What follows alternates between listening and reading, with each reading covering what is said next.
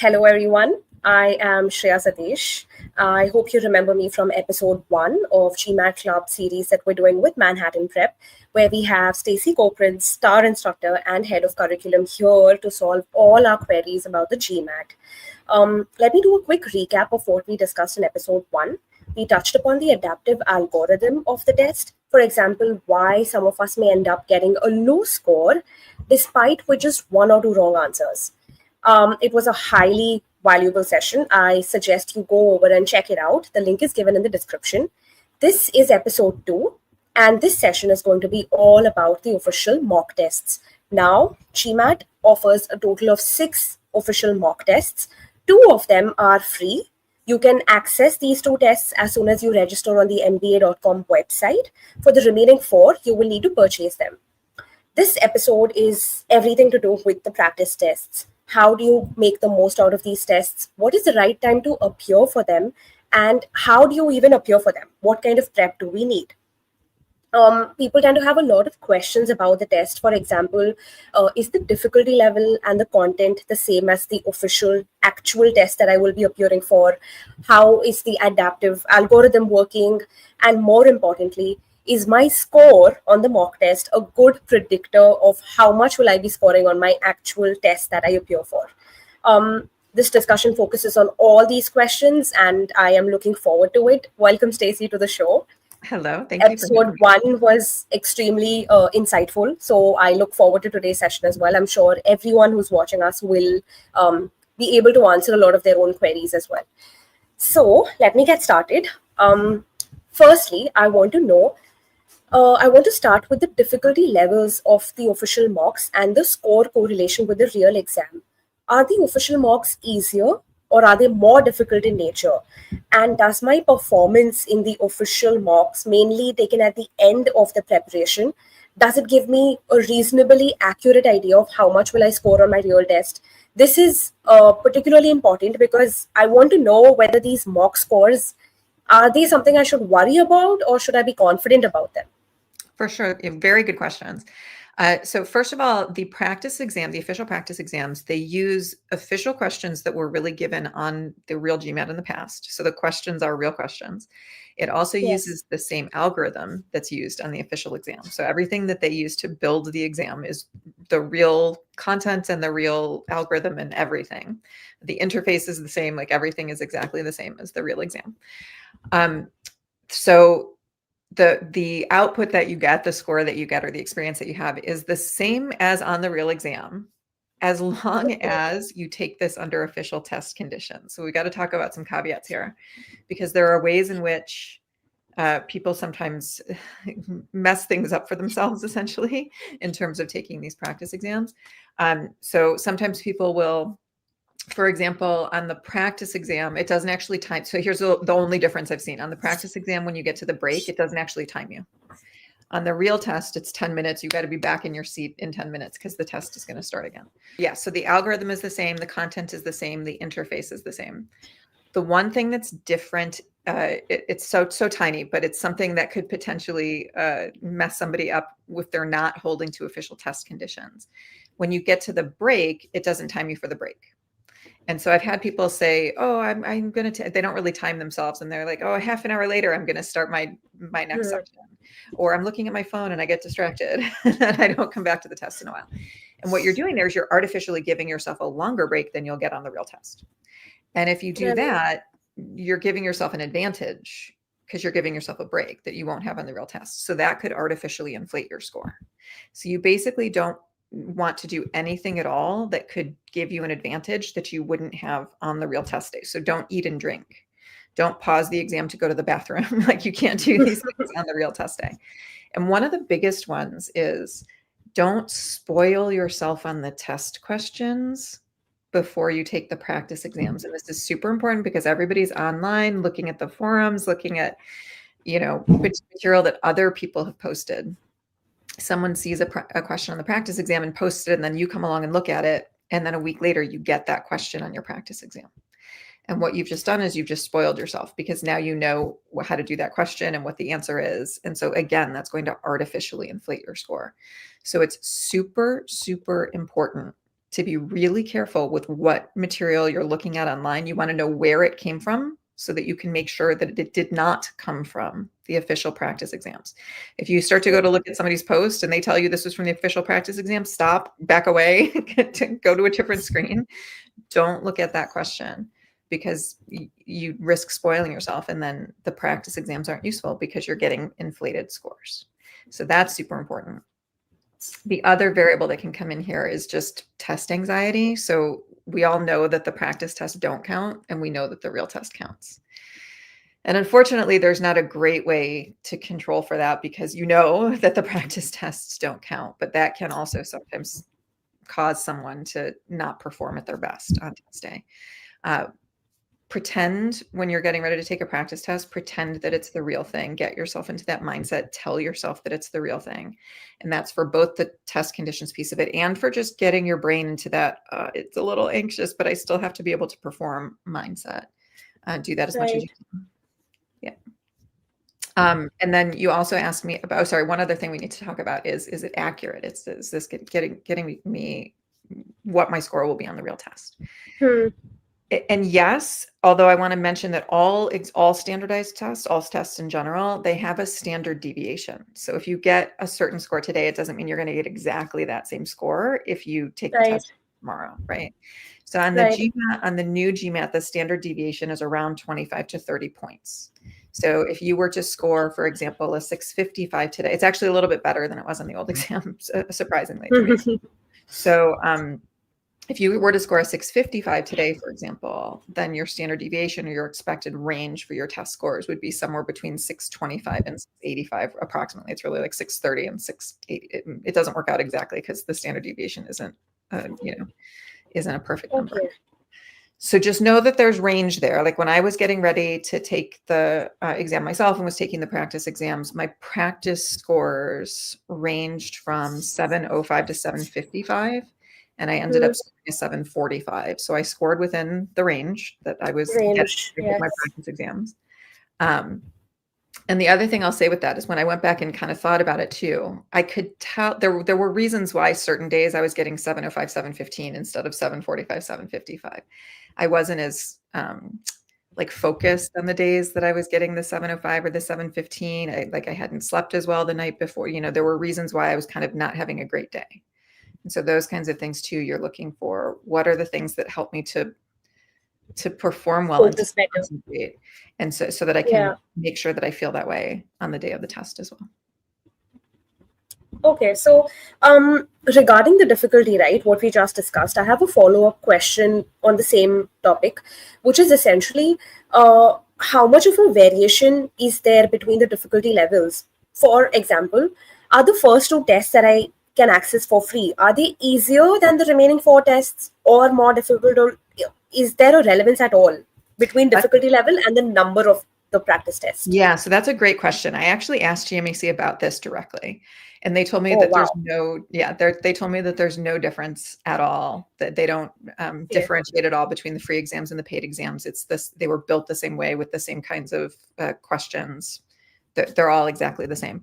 I know on the old test, a lot of us had the perception that we thought that the free ones felt easier than the paid ones. And I don't know whether that was really the case on the old test. I just know people felt like that.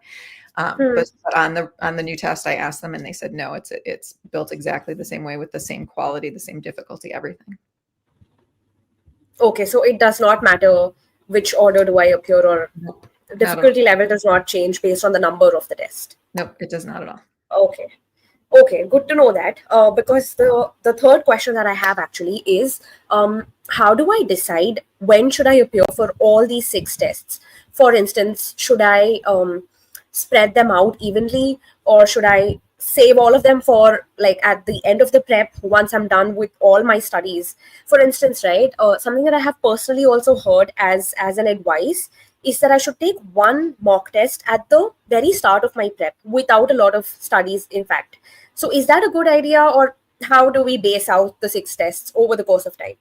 So first of all, that's a great idea. You do want to start by taking an exam early on. And I know a lot of people hesitate to do that either because they're nervous or because they feel like, well, I'm wasting a practice exam because I haven't studied anything yet.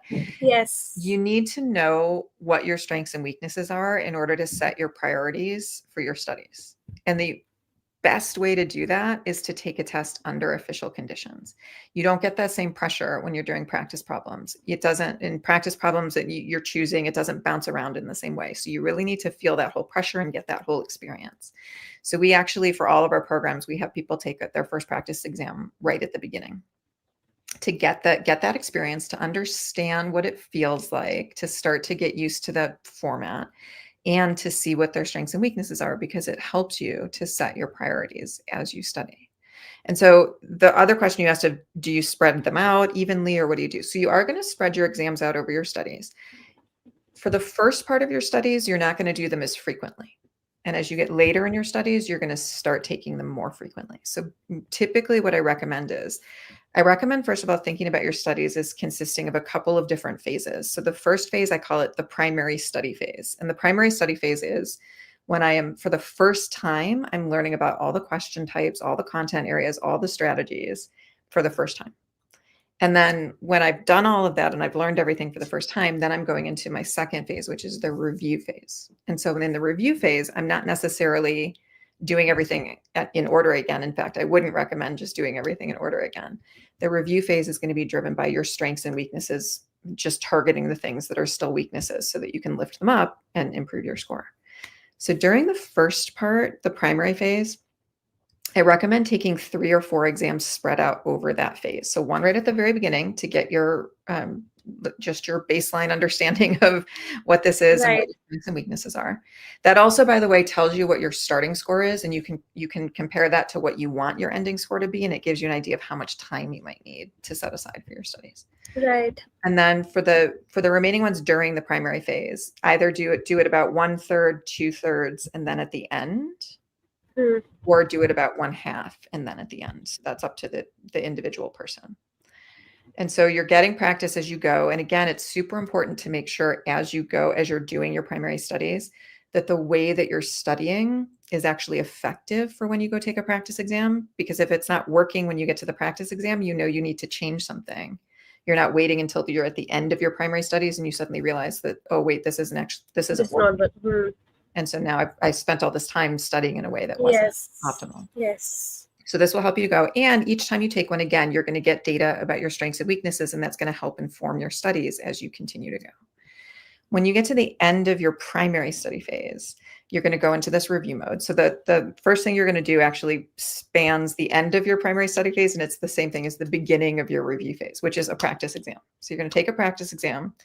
You're going to analyze it really thoroughly. You're going to see what all your strengths and weaknesses are. And you're going to use that to set up your first review cycle.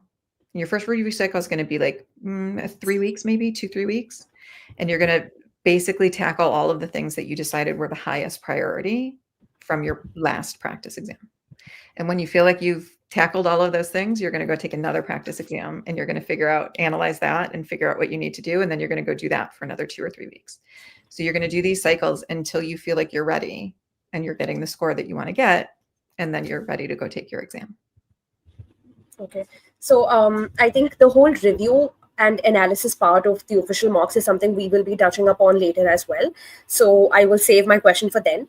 And before we head to the next question, I just want to tell all our viewers, you can drop in your chat questions, any queries that you may have. We will be sure to take them at the end of the session once we have touched upon all our questions. So the next one that I have to ask is that we all know that there is a feature that allows us to regenerate questions on the mock test, right? But how many times can I regenerate these questions before they start repeating? Because once I have appeared for a set of questions, and if I see them the next time, obviously I would remember, and it's going to make my prep, it's going to make me easier for it to solve, right? Exactly. So the same reason we talked about not spoiling yourself by seeing questions on the forums. Yes. Same reason. So part of the answer is a little bit different for the free exams versus the paid exams. And part of it is the same. So in terms of what they allow you to do, you can reset the free exams as many times as you want, although you will eventually definitely start seeing repeated questions. For the paid exams, you can reset just once. So for exams 3, 4, 5, 6, You can take them a second time, but then that's it. So you can take each exam twice, but then that's it. If you wanted to keep taking those, you would have to buy them again. Okay. Okay. So first, just to know that. Second, what we have seen, generally speaking, on exams 3, 4, 5, 6, we have never seen a repeat when you take it the second time. So not just me, but all of my colleague teachers. I have 30 people that I work with. We've all taken these exams. We've never seen a single question repeat when taking 3, 4, 5, and 6 twice each. So I count those like those are 8 exams, not 4 exams. Right. For the 2 free exams, you can reset those indefinitely. You can keep resetting them. I have not seen, and my colleagues who I've talked to have not seen any repeats on the second exam for the free exams. Okay. When I say the second exam, the second time you take it. So exam 1 and exam 2, if you take them a second time, we haven't seen repeats. But once you take them a third time, we've started to see repeats. So it seems like you can take any of these exams a second time and you won't see repeats. Although I'm less sure about that on the free exams. On the paid exams, I feel pretty confident about that because we've all done the paid exams twice.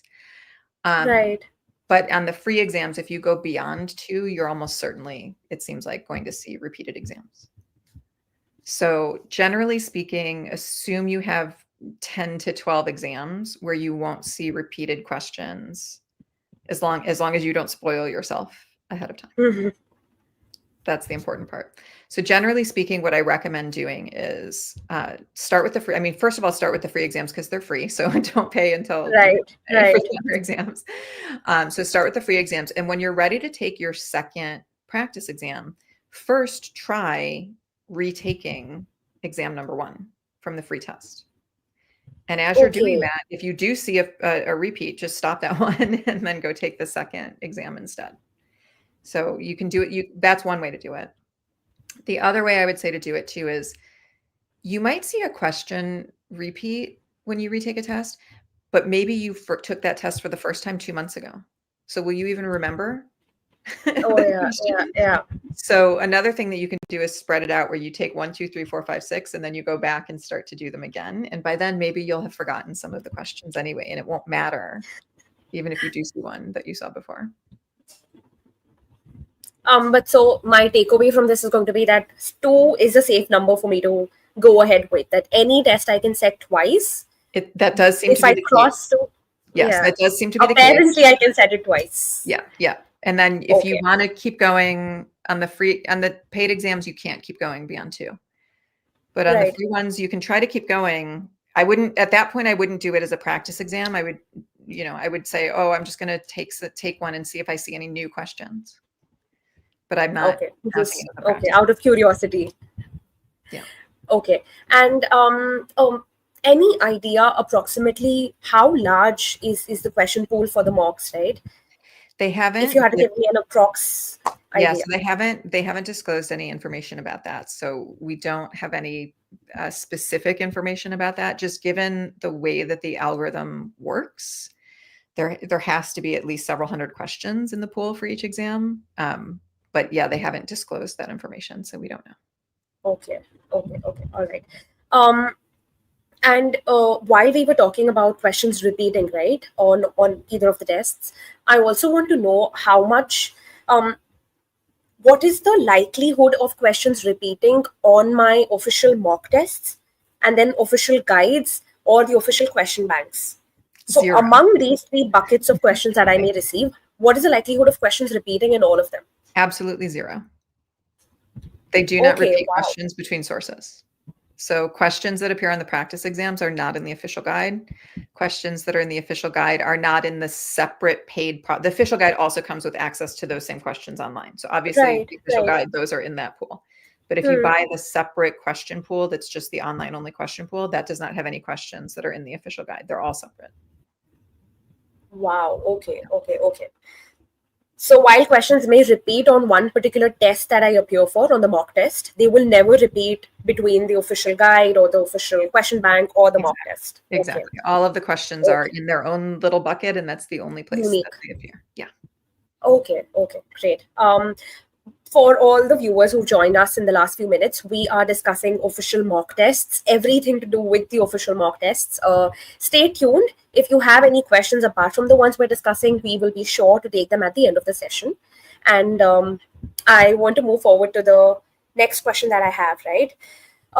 We hear a lot about review and analysis and performance review after each question, after each test.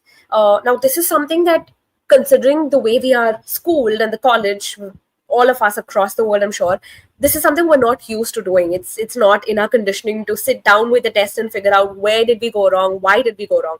So, what's the best way that you suggest we analyze a performance? And is there a framework, for instance, that you provide to your students? There is, and actually we provide it to anybody for free. So I'll tell you how you can Wow. get there for free. Yeah, so we have a free starter kit where we have free stuff. The free starter kit is all entirely free. And in that, we have actually two different frameworks. It's really tiny. You might not be able to see it, but the last two that are on that list, one is what we call like a light tracker, CAP review tracker, and one is the full one. So we recommend using the light one after your first practice exam. You're just trying to get a high level idea of your strengths and weaknesses. And then as you get later in your studies and start taking more practice exams, you use the full tracker.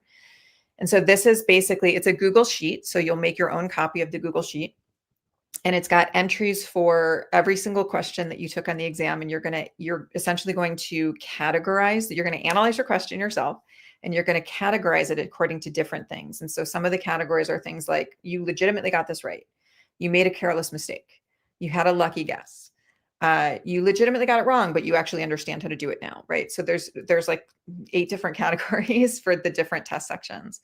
And then as you do that and you feed in your information, like how much time did you spend on each question and what kind of question it was and everything, that's going to then populate down below, and your own analysis of the questions.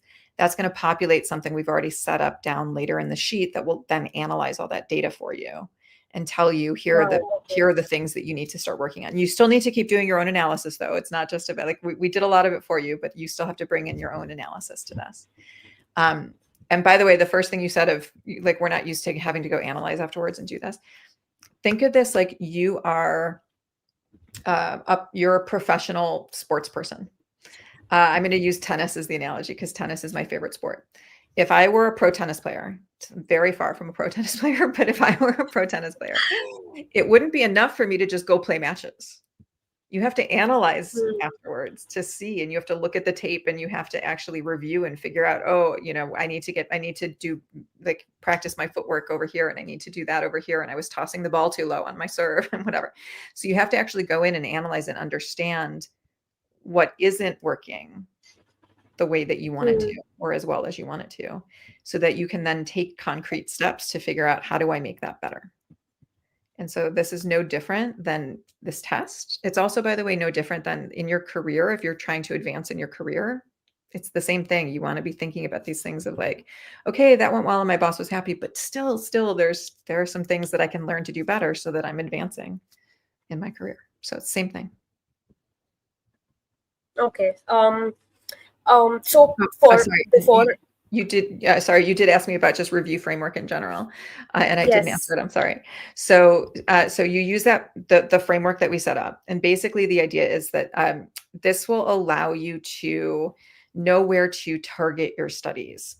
When you're looking at the entirety of a practice test, your goal is not to make everything on that test better all at once in the next week. There's too much there, and so you want to split everything up into what were my strengths. And then for my weaknesses, I'm going to break those into 2 groups. I'm going to call them my opportunity weaknesses and the weaknesses that I don't care about right now. So my opportunity weaknesses are things where, yes, I either got this wrong or I did something that wasn't ideal, but I can, there's an opportunity there. There's a clear opportunity to get better. So for example, I got something right, but I took too long to get it right. There's a clear opportunity there. I already know how to do it. I just need to learn how to do it faster. Or it's legitimately wrong, but now that I review it and I see it, I get it now. Okay, great. There's an opportunity to figure out what I want to do over the next week or 2 to solidify that understanding so that the next time I see a question like that one, I'll remember and I'll be able to answer it. And I'm going to contrast that with the third one that's on here. This is an example, the third one, of something where I'm not going to worry about this from now until my next practice exam. If I legitimately got it wrong, I didn't know what I was doing, and I review it and I'm like, I still don't understand what this is, then I'm just going to say, fine. The next time on my next practice test, my only goal is to get something like this wrong faster. I'm not going to worry about it, and I'm not going to let it hurt me on my next practice test by spending too much time on it. Instead, I'm going to focus on the things where there's an opportunity where it's easier for me to improve. Those points are easier for me to get next time. And then after my next practice test, once I've made improvement on the things that are easier to improve, okay, then I can go look at the things that were harder. But I'm not going to worry about that right now. Okay, so I'm sure that is quite helpful, especially for those of us preparing alone or without a lot of support. This starter kit of this sorts is a very resourceful guide to have handy. And for those of you who want access to this, you can check the link in the description. We have attached it right there, Manhattan Prep Starter Kit. It's for all of you to get started with your performance review after each mock test that you appear for. With that being said, I'm sure we covered at least around 5 to 6 questions, everything to do with the mock test. For those of you who may have other questions, this is the time to put your questions down in the chat box and we will get to those questions. Please tell us if you're finding these sessions to be helpful. Do you like what we're discussing? Any feedback or any other topics that you would like for us to cover? And we'll be sure to incorporate all the feedback that you send across. Before I start with the questions, I just want to cover quickly in the next upcoming episodes that we have lined up for all of you. We will touch upon the option to change at least up to 3 answers, right? In each test, we have the option to change 3 answers to 3 questions. How do I best utilize this feature? And how do I go about understanding this feature? That's one of the topics that we will be discussing. Another topic, something that may cause us to panic, is how or what do I do if my test gets flagged for review? How to not panic and what must I do in that case scenario? So these are the topics we're going to be covering. Please make sure you subscribe and hit the like button so we know that you're finding these to be helpful, and send across any feedback you may have for us. Let me quickly just check across if we have any questions. Like I said again, episode 1 and the starter kit provided by Manhattan Prep are links both provided in the description box. Go ahead, check those out, and stay tuned for the upcoming episodes. Anish Trivedi has asked a question about 3-4 mocks a week before the real exam. Is this something? Don't do that. Do not ever take more than 1 practice exam in a week. And here's why. If you take a practice exam, you are going, as we've been talking about, you are going to get things that you can analyze and that you can improve. And when you take a practice exam, you should be able to come up with at least a week's worth of stuff to do coming out of that practice exam. So okay. I want you to take the practice exam. I want you to analyze it. The analysis alone is going to take probably 2 to 3 hours per section of the exam. So there's a day or more of your time right there. And then you're going to go use that to say, okay, what do I need to get better at before I go take another practice exam? And spend at least a week doing that, because there's at least a week's worth of good data in there for you to do something better. And when I say get better, it doesn't just mean, oh, I need to do quadratic equations better. It's everything. It's how do I make timing decisions better? It's do I use this strategy or that strategy to answer a question? It's when do I mark something and come back to it at the end versus when do I keep going and try to answer it right now? Any of that stuff, you're trying to get better at all of it. So don't waste another practice exam before you've figured out how to get better from the data from the exam that you just took. Okay, and this actually reminds me, right? For instance, let's consider I have scheduled my exam for the 15th of the month. What date should I be taking my last official mock? Like, what is the break time in between before I appear for my final test? For the real thing. So if you can make it work out, do it exactly a week before, but sometime in like 7 to 10 days before, 5 to 10 days before. But if you can make it work out, like if your exam's on a Monday, the Monday before, get up at the time that you want to get up, eat at the time that you want to eat, like just basically pretend it's the real test and set into the routine, right? Like the whole thing, and take that practice exam. Do not. So again, I'm going to say do not take your last practice exam within 5 days of your real exam. And there are two reasons for that. So within that last 5 days, you do not take a practice exam. And there are two reasons for that. So one is simply it's tiring to take an exam, right? It's mentally tiring. You Definitely. don't want to run a practice marathon the day before you run the real marathon. Like you're just going to tire yourself out right before you do it. So you give yourself that space just in case. And then the other thing is you're going to take that last practice exam and then you're going to analyze it once again and figure out, oh, how can I do even better when I take the real test? And again, that takes time to do. So give yourself that time to do it. Okay. Hold on. We have another question here, which is basically, apart from official mocks, do you suggest taking any other mocks provided by non-official sources?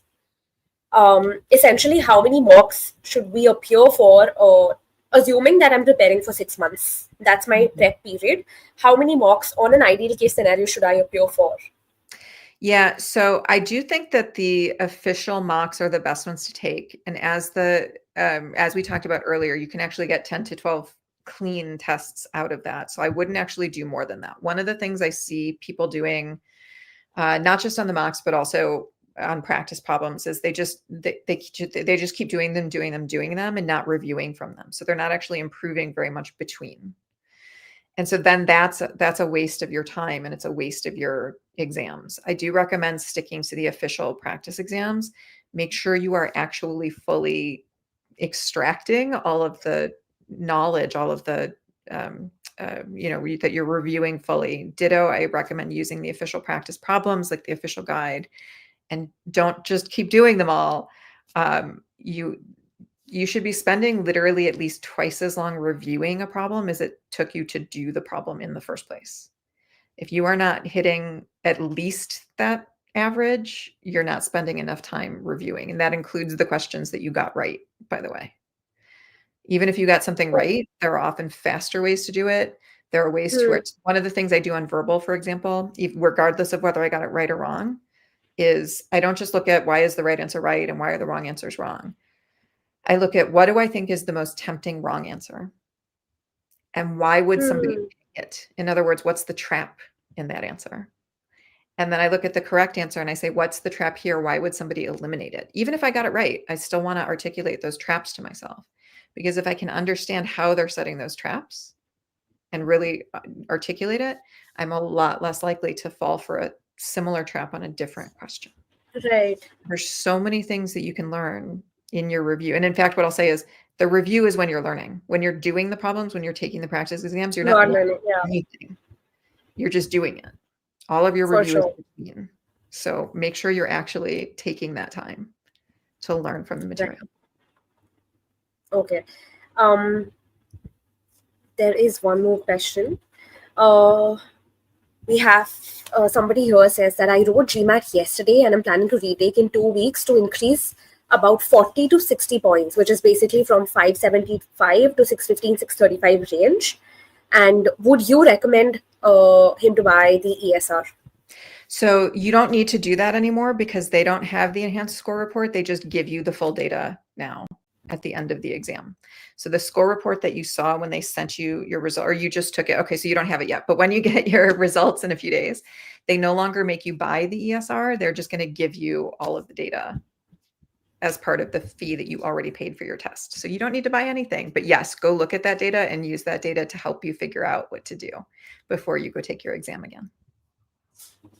And just in case, this is something that others may also wonder, there is an intention to increase about 40 to 60 points within a 2-week period. What do you think about that? Is that something that is a realistic goal on an average, or is that most people too much to expect from oneself? Yeah, so most people would find it difficult to increase 40 to 60 points in a couple of weeks. I will say the one scenario where I've seen that succeed a little more often is when somebody explicitly has a bad test day for a reason, like they ran out of time halfway through a section or they got sick during the test or something like that. So if it's that kind of situation, you might be able to address that in just 2 or 3 weeks. Most of the time, if somebody's looking for a 40 to 60 point jump, it's usually going to take longer than 2 weeks. That's usually at least a month. So it doesn't mean you shouldn't do it. You can try it if you want to. And on the exam now, you don't have to show all of your scores. You can just choose which scores to show to schools. So in that sense, it's okay to just go ahead and take the exam again and then take it a third time if you don't like your scores. There is a limit to the number of times you can take the test in a 12-month period. It's 5. So you just want to make sure that you're not taking it so frequently that you then have to wait to be able to take it again. All right. Okay. And let's take one last question before we wrap up, which is basically, can I use a gmatclub adaptive forum quiz to generate 23 quant questions and take it as sectional mock test? How accurate will it be with an official section of the mock? That's a great question. And I don't know, because I don't know how you built your algorithm. so you would have to, there's somebody there would have to tell me. So in general, assuming that this or any other resource, assuming that it is essentially that the pool of questions is representative of the questions you'd see on the real test, that it is adaptive in generally the same way that the real test is, and that the scoring algorithm mimics the real test. If those things are true, then yes, absolutely. I haven't examined your practice, your section generator, so I don't actually know. Okay, if that's the case, Abhijit, then we'll say, okay, yes. No, and nobody ever wants to disclose their algorithm, right? So, of course. But okay, so but the official mock test is gospel. There is nothing that matches. I mean, the official practice exams are the real thing, right? It's questions that have actually been given in the past. It's the same algorithm as the real test. So of course, nothing is as good as that. Okay. There is one more question. I'll just read this out because I believe we covered it in some parts already. Basically, Nishant is saying my official mock scores were 685 and ranged up to 705 in order of mock 1 to mock 4. But my original test score dropped to 615. And I felt the test was more difficult than the practice mocks. We did cover this in some parts, but how likely is that?